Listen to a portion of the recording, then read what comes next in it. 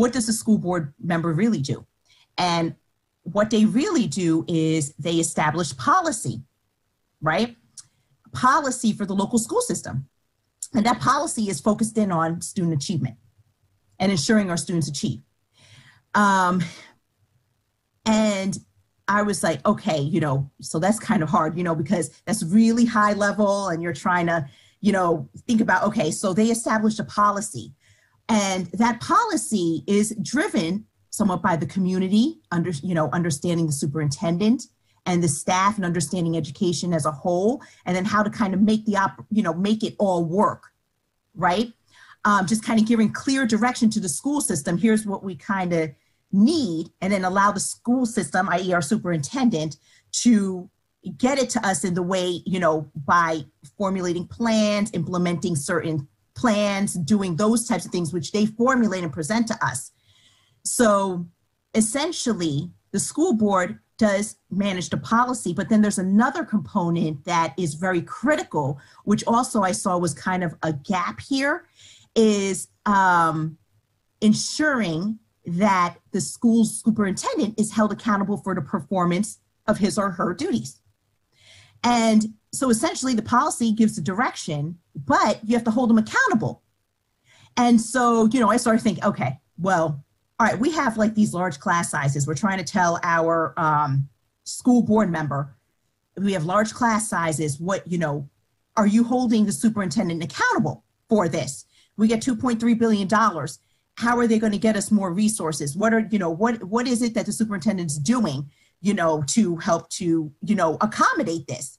You know, can you show us? Because, you know, here again, mind you, and I guess I'll take this back, all the way back.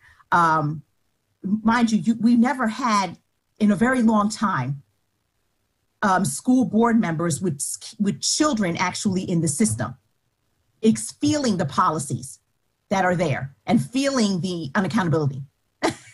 So I actually have 2 children in the system, and I can just see everything flowing. I see the operation going. You know, it's all dependent on, are my children learning in school? Do they feel comfortable? All those types of things.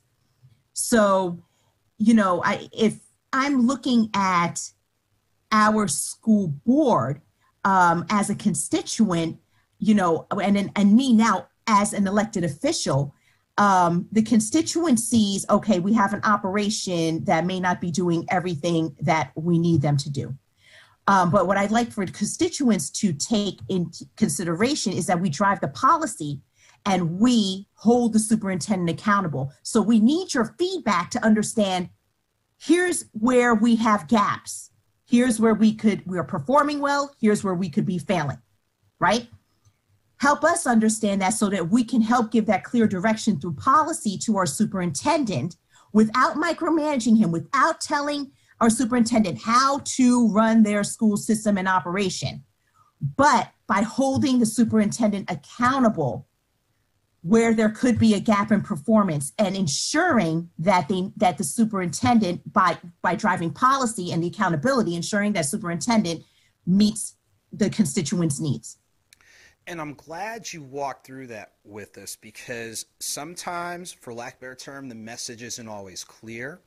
You might have heard this before. Sometimes people don't really have the full picture before they go ahead and make a remark or make a statement or what have you. So I'm really glad you articulated the lane in which the board operates. And and like you said, policy, that's important. You have to provide that structure, the flexibility within that structure, identify the needs, do the research, etc.